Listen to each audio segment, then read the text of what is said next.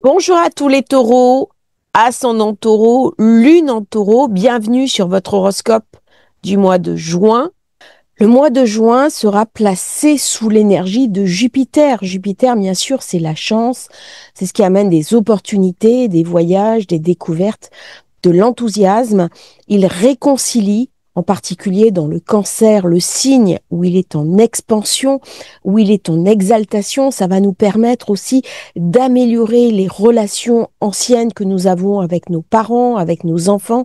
Ça va nous inviter à travailler sur nos mémoires familiales et d'une manière générale, il va amener de la chance. Par contre, attention, Jupiter, c'est aussi tout ce qui enfle, tout ce qui gonfle. Il peut amener une forme de crise parce que je vais trop dépenser, parce que je vais être trop dans mon enthousiasme. Il peut me faire perdre pied avec une certaine forme de réalité, d'autant qu'il sera en carré à Saturne le 14 juin, en carré à Neptune le 19 juin. Donc ça va renforcer cette configuration un petit peu tendue, amenant à la fin du mois quelques soucis financiers pour les personnes qui sont exposées sur les marchés ou les crypto-monnaies. Beaucoup de force dans le Cancer, la nouvelle lune fin du mois qui se trouve dans le Cancer, donc qui va mettre l'accent sur Jupiter, mais aussi la pleine lune du milieu de mois qui sera dans le Sagittaire. On va beaucoup parler de Jupiter durant tout ce mois de juin, avec Vénus qui rentre en Taureau le 6 juin. Elle va amener de la réconciliation, l'envie de passer à autre chose. Mercure entre en Cancer le 8 juin et en Lion le 26 juin. Vous voyez toute la force qui va être donnée à Jupiter, qui va drainer vraiment vis-à-vis de lui la puissance des autres planètes. Point positif, Mars quitte enfin le duo infernal Lion-Cancer que l'on a eu depuis novembre dernier, qui a ramené beaucoup d'incertitudes, beaucoup de violence, avec le Soleil, bien sûr, qui entre en Cancer le 21 juin. Bon anniversaire à tous les cancers. Voilà un petit peu sommairement les configurations du mois de juin, quelques minutes. On passe maintenant à votre signe de naissance. Mois très important, puisque le 9 juin, Jupiter entre en Cancer. Il va y rester jusqu'en juin 2026. Il met 12 ans à faire le tour du zodiaque. C'est toujours un événement. Ce passage est majeur parce que le Cancer est le signe d'exaltation de Jupiter. C'est la planète de la croissance, des opportunités, de la sagesse. C'est aussi la planète des voyages, de la découverte. C'est là où je vais aller chercher une connaissance, à comprendre le monde avec une vision plus traditionnelle, plus enthousiasmante. Je peux me reconnecter sur des vieilles traditions, des vieux enseignements. Moment idéal pour se mettre à l'astrologie, à la kabbale. Il va venir me parler d'intelligence émotionnelle, d'instinct protecteur, de foyer, de soins aux autres et de croissance intérieure. Pour vous, ça active, bien entendu, votre secteur 3, communication, nouveaux apprentissages, écriture, prise de parole, enseignement, commerce, déplacement de proximité.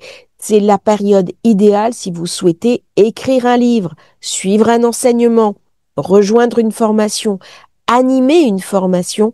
Excellente période pour les étudiants, les enseignants, pour se former, écrire, publier, vendre, échanger aussi avec votre entourage.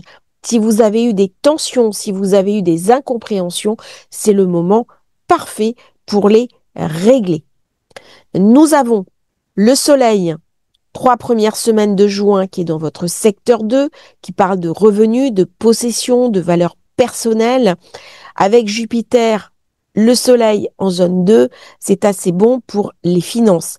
Par contre, attention, rapidement, dès que Jupiter passe en Cancer, nous avons le carré Saturne-Neptune. Du coup, cette belle énergie va être un petit peu freinée pendant quelques jours. Ne pas trop s'inquiéter parce que Jupiter fera un seul passage, il n'est pas rétrograde. Du coup, ça va amener peut-être un peu de blocage, un peu de retard, une pression que l'on peut se mettre, Neptune amenant de la confusion, du doute, de l'anxiété. Et il est possible qu'à partir du 10, 12, 13, vous émettiez certains doutes concernant vos projets personnels, des retards dans vos démarches administratives, des dossiers qui n'avancent pas exactement comme vous voudriez, ou alors un certain stress lié à une surcharge de travail et un manque de clarté mentale. Faites attention également à l'aspect financier, puisque Saturne-Neptune se trouve quand même dans votre secteur d'ombre. C'est une période où on va être connecté avec son inconscient, avec ses vieilles douleurs. Il est possible qu'on voit revenir dans sa vie des personnes du passé, ou alors qu'on retrouve en ouvrant des placards, des vieilles photos, des vieux albums qui nous rendent un tantinet nostalgique. Ce cycle Saturne-Neptune, qui culmine en février 2026, commence déjà à vous faire vous sentir un petit peu bizarre. Il a fallu du temps pour intégrer ces énergies. Par contre, ça va me parler bien sûr de travail de l'ombre, période idéale pour faire une thérapie, pour se connecter à sa spiritualité. On a besoin peut-être d'être plus seul, de moins partager, de s'investir aussi dans des projets philanthropiques, humanistes et de donner un nouveau sens à sa vie. C'est le moment de commencer un projet à longue haleine et de se reconnecter sur une voie plus spirituelle.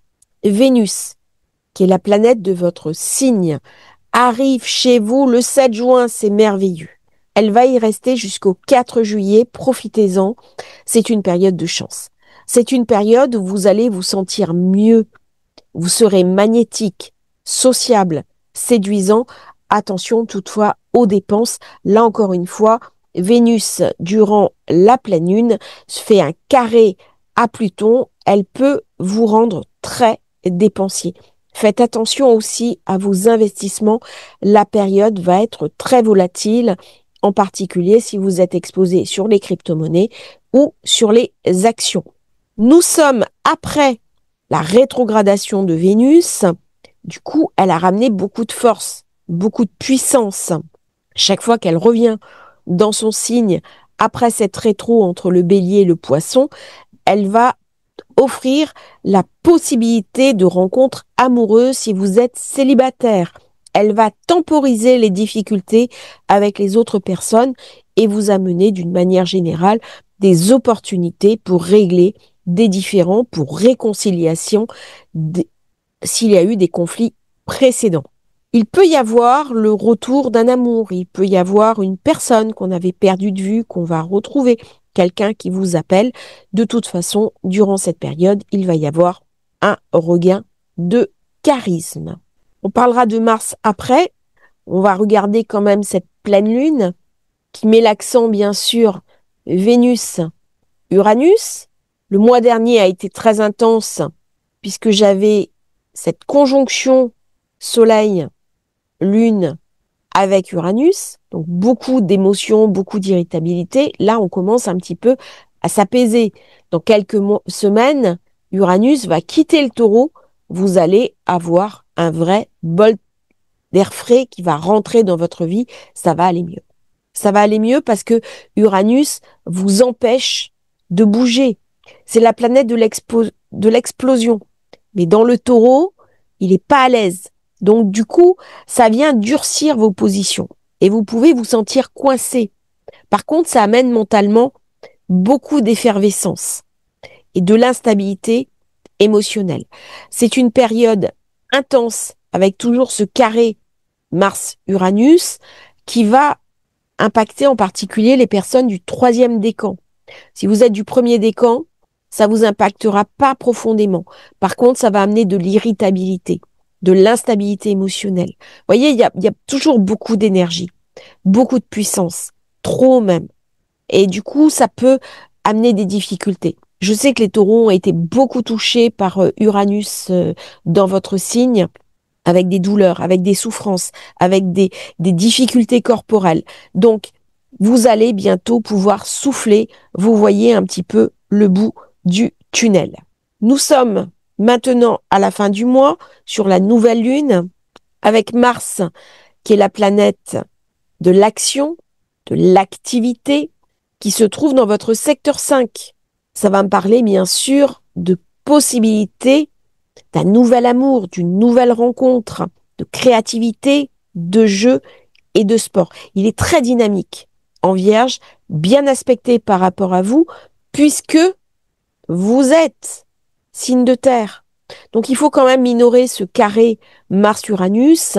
On est vraiment sur la fin de Uranus. Ça va vous donner envie de faire du sport, peut-être des sports de combat, des sports intenses, d'aventure, de la varap, du parachute.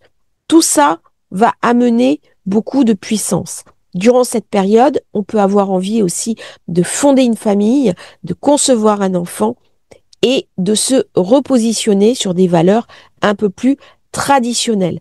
Il peut y avoir aussi, avec cette nouvelle lune, un petit peu d'anxiété et de crainte. C'est vraiment un moment pour revoir sa communication, réseaux sociaux, son réseautage, son environnement, pour partir en week-end et pour profiter de la vie en s'émerveillant un petit peu du monde qui nous entoure.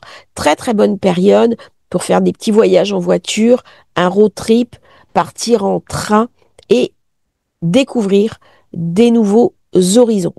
En conclusion, Jupiter va faire un boost pour l'apprentissage, votre expression écrite, orale, mais aussi les échanges qui vont être beaucoup plus fluides avec les autres. Vénus qui vous amène de la chance.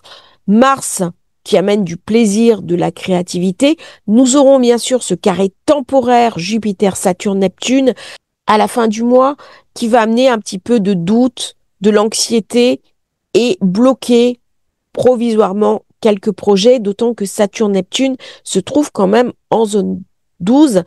Surveillez votre santé. C'est le moment de reprendre foi dans la vie et d'aller peut-être explorer votre confiance en vous. C'est un mois qui est riche, riche en développement, intense comme chaque fois qu'une planète importante change de signe. Merci à vous Taureau d'avoir suivi cette vidéo sur votre signe au mois de juin. N'oubliez pas de vous abonner à la chaîne et à bientôt sur Astrologie Facile pour un nouveau partage.